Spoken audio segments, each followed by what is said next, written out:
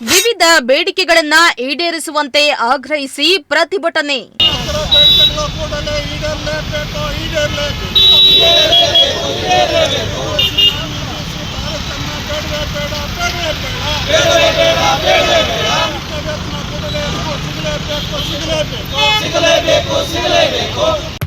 ಸರ್ಕಾರದ ವಿರುದ್ಧ ಧಿಕ್ಕಾರ ಕೂಗಿ ಅತಿಥಿ ಉಪನ್ಯಾಸಕರ ಆಕ್ರೋಶ.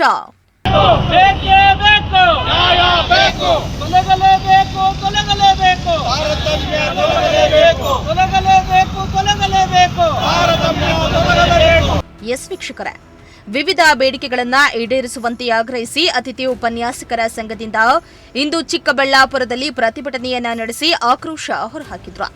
ಇನ್ನು ಪ್ರತಿಭಟನೆಯಲ್ಲಿ ನೂರಾರು ಅತಿಥಿ ಉಪನ್ಯಾಸಕರು ಭಾಗಿಯಾಗಿದ್ರು.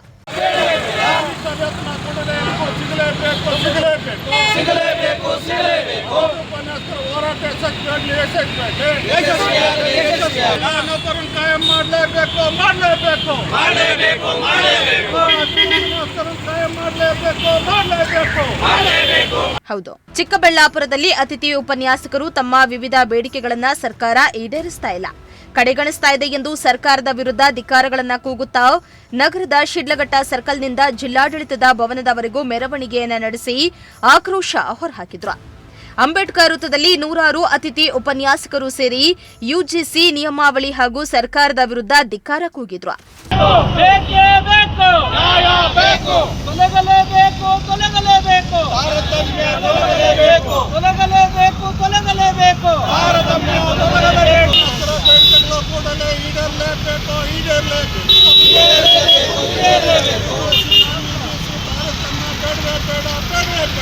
ಇನ್ನು ಈ ವೇಳೆ ಅತಿಥಿ ಉಪನ್ಯಾಸಕರ ಸಂಘದ ಜಿಲ್ಲಾಧ್ಯಕ್ಷ ಮುನಿರಾಜು ಮಾತನಾಡಿ, ಪ್ರಸ್ತುತ ರಾಜ್ಯದಲ್ಲಿ ಸುಮಾರು 430 ಸರ್ಕಾರಿ ಪದವಿ ಕಾಲೇಜುಗಳಲ್ಲಿ 9,700ಕ್ಕೂ ಹೆಚ್ಚು ಅತಿಥಿ ಉಪನ್ಯಾಸಕರು ಕಾರ್ಯನಿರ್ವಹಿಸುತ್ತಿದ್ದಾರೆ. 2025-26ರಂದು ಸರ್ಕಾರ ಯುಜಿಸಿ ನಿಯಮದ ಪ್ರಕಾರ ಕೆಲಸ ಮಾಡ್ತಾ ಇದ್ದು, ಯುಜಿಸಿ ನಿಯಮಾವಳಿಯಂತೆ ಹೋದರೆ ಸುಮಾರು 6,500 ಜನರ ಉದ್ಯೋಗವನ್ನ ಕಳೆದುಕೊಳ್ತಾರೆ. ಹೀಗಾಗಿ ಯುಜಿಸಿ ನಿಯಮವನ್ನ ಬದಿಗಿಟ್ಟು ಅತಿಥಿ ಉಪನ್ಯಾಸಕರನ್ನ ನೇಮಿಸಿಕೊಳ್ಳಬೇಕಾಗಿದೆ. ಇಲ್ಲವಾದಲ್ಲಿ ರಾಜ್ಯಾದ್ಯಂತ ಉಗ್ರ ಹೋರಾಟ ನಡೆಸಲಾಗುವುದು ಎಂದಿದ್ದಾರೆ. ರಾಜ್ಯದ 430 ಸರ್ಕಾರಿ ಪದವಿ ಕಾಲೇಜುಗಳಲ್ಲಿ ಸದ್ಯ 9,700ಕ್ಕೂ ಹೆಚ್ಚು ಅತಿಥಿ ಉಪನ್ಯಾಸಕರು ಕರ್ತವ್ಯ ನಿರ್ವಹಿಸ್ತಾ ಇದ್ದಾರೆ. ಕಾಲೇಜು ಶಿಕ್ಷಣ ಇಲಾಖೆ 2025-26ನೇ ಸಾಲಿಗೆ ಸಂಬಂಧಪಟ್ಟಂತೆ ಅತಿಥಿ ಉಪನ್ಯಾಸಕರ ನೇಮಕಾತಿಯ ಸಂದರ್ಭವನ್ನ ಯುಜಿಸಿ ನಿಯಮಾವಳಿಗಳಂತೆ ನಡೆಸ್ತಾ ಇದೆ.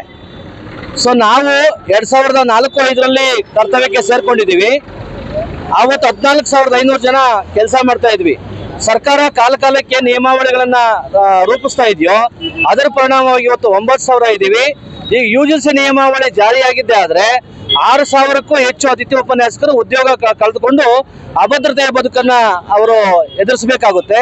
ಸರ್ಕಾರಕ್ಕೆ ನಾವು ಮನವಿ ಮಾಡ್ತಾ ಇದೀವಿ, ಇಲಾಖೆಗೂ ಮನವಿ ಮಾಡ್ತಾ ಇದೀವಿ, ವಿಶೇಷ ನಿಯಮಾವಳಿ ರೂಪಿಸಿ ಎಲ್ಲ ಅತಿಥಿ ಉಪನ್ಯಾಸಕರು ಸಹ ಕರ್ತವ್ಯದಲ್ಲಿ ಇರುವಂತೆ ಒಂದು ಅವಕಾಶ ಮಾಡ್ಕೊಳ್ಬೇಕಂತ ನಾನು ಮನವಿ ಮಾಡ್ಕೊತಾ ಇದ್ದೀನಿ. ಯಾಕೆಂದ್ರೆ ಈಗ ನಾವು ವಯೋಮಿತಿ ಕಳ್ಕೊಂಡಿದ್ದೀವಿ ಮತ್ತು ಪರೀಕ್ಷೆಗಳನ್ನ ಎದುರಿಸುವಂತಹ ಸಂದರ್ಭದಿಂದ ನಾವು ಹೊರಗಡೆ ಇದ್ದೀವಿ.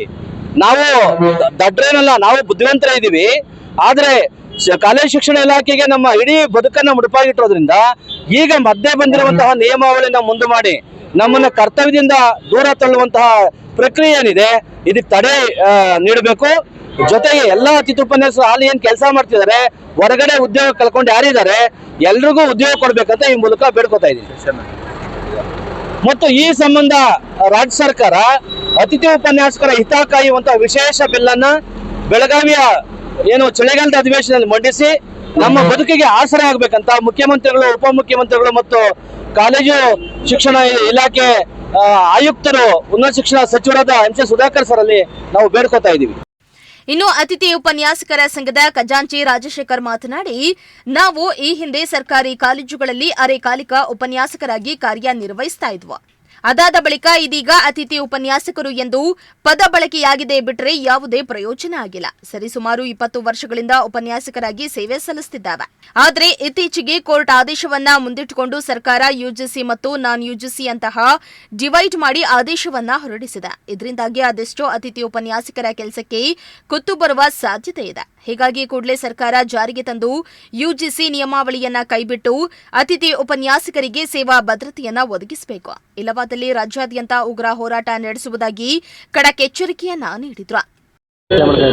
ಸರ್, ಸುಮಾರು ವರ್ಷಗಳಿಂದ ಪ್ರಥಮ ದರ್ಜೆ ಕಾಲೇಜುಗಳಲ್ಲಿ ನಾವು ಅರೆಕಾಲಿಕ ಉಪನ್ಯಾಸಕರಾಗಿ ಸೇರ್ಕೊಂಡಂಥವರು. ಸುಮಾರು ಆ ಒಂದು ಪದವನ್ನು ಬದಲಾವಣೆ ಮಾಡಿ ಇವತ್ತು ಅತಿಥಿ ಉಪನ್ಯಾಸಕರಾಗಿ ಇವತ್ತು ಕೆಲಸ ಮಾಡ್ತಾ ಇದ್ದೀವಿ. ಸುಮಾರು 10 ರಿಂದ 20 ವರ್ಷಗಳ ಕಾಲ ನಾವು ಈಗಾಗಲೇ ಕಾರ್ಯವನ್ನು ನಿರ್ವಹಿಸಿ ಈಗ ಸರ್ಕಾರ ಒಂದು ಕೋರ್ಟಿನ ಒಂದು ಆದೇಶವನ್ನು ಆಧಾರವಾಗಿಟ್ಟುಕೊಂಡು ನಮ್ಮನ್ನು ಒಡೆದಾಳ್ತಕ್ಕಂಥ ಒಂದು ನೀತಿಯನ್ನು ಜಾರಿಗೆ ತಂದಿದೆ. ಇದನ್ನು ಕೈಬಿಟ್ಟು UGC ನಾನ್ UGC ಅಂತಕ್ಕಂಥ ಯಾವುದೇ ತಾರತಮ್ಯ ಇಲ್ಲದೆ ಮೊದಲು ಯಾವ ರೀತಿ ನಮಗೆ ಕೌನ್ಸಿಲಿಂಗ್ ಮಾಡ್ತಿದ್ರು ಅದೇ ರೀತಿ ಮಾಡಿ ನಮಗೆ ಸೇವಾ ಭದ್ರತೆ ಕೊಡಬೇಕು, ನಮ್ಮನ್ನು ಅಲ್ಲೇ ಮುಂದುವರಿಸ್ತಕ್ಕಂಥ ಒಂದು ವ್ಯವಸ್ಥೆ ಮಾಡಬೇಕು. ಸೊ ಅಲ್ಲಿಯವರೆಗೂ ನಾವು ಹೋರಾಟವನ್ನು ಮುಂದುವರಿಸ್ತೇವೆ. ದಯವಿಟ್ಟು ಸರ್ಕಾರ ನಮ್ಮ ಬಗ್ಗೆ ಗಮನ ಹರಿಸಬೇಕು. ಇನ್ನು ಅತಿಥಿ ಉಪನ್ಯಾಸಕರನ್ನ ಕಾಯಂಗೊಳಿಸಿ ಕನಿಷ್ಠ ವೇತನ ನೀಡುವಂತೆ ಪ್ರತಿಭಟನಾಕಾರರು ಆಗ್ರಹಿಸಿದ್ರು. ಕಳೆದ 10-15 ವರ್ಷಗಳಿಂದ ಅತಿಥಿ ಉಪನ್ಯಾಸಕರಾಗಿ ಕಾರ್ಯನಿರ್ವಹಿಸುತ್ತಿದ್ದೇವೆ. ನಮಗೆ ಇದುವರೆಗೂ ಕನಿಷ್ಠ ವೇತನ ನೀಡ್ತಾ ಇಲ್ಲ. ಕೂಡಲೇ ನಮ್ಮ ಮನವಿಯನ್ನ ಪರಿಗಣಿಸಿ ಕಾಯಂಗೊಳಿಸಬೇಕು ಎಂದು ಆಗ್ರಹಿಸಿದ್ರು. ನಂತರ ಜಿಲ್ಲಾಧಿಕಾರಿಗಳಿಗೆ ಮನವಿಯನ್ನ ಸಲ್ಲಿಸಿದ್ರು.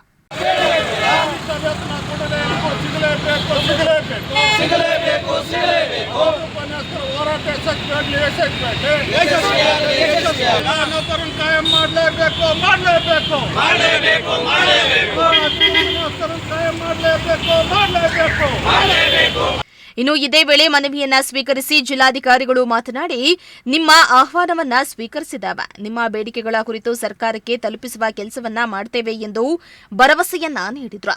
ಚಿಕ್ಕಬಳ್ಳಾಪುರ ಜಿಲ್ಲಾ ಅತಿಥಿ ಉಪನ್ಯಾಸಕರ ಸಂಘದ ವತಿಯಿಂದ ಚಿಕ್ಕಬಳ್ಳಾಪುರ ಜಿಲ್ಲೆ ಮತ್ತು ಕೋಲಾರ ಜಿಲ್ಲೆ ಇಂದ ಆಗಮಿಸಿರ್ತಕ್ಕಂಥ ಅತಿಥಿ ಉಪನ್ಯಾಸಕರುಗಳು ಆಗಿ ಅತಿಥಿ ಉಪನ್ಯಾಸಕರ ಸಂಘದ ವತಿಯಿಂದ ಇವತ್ತು UGC ನಿಯಮಾವಳಿ ಜಾರಿಯಿಂದ ಅತಂತ್ರ ಆಗಿರ್ತಕ್ಕಂಥ ಸುಮಾರು 6,000 ಅತಿಥಿ ಉಪನ್ಯಾಸಕರಿಗೆ ನ್ಯಾಯವನ್ನು ಕೋರಿ ಇವತ್ತು ಮನವಿಯನ್ನು ನಮಗೆ ಸಲ್ಲಿಸ್ತಾ ಇದ್ದೀರಾ.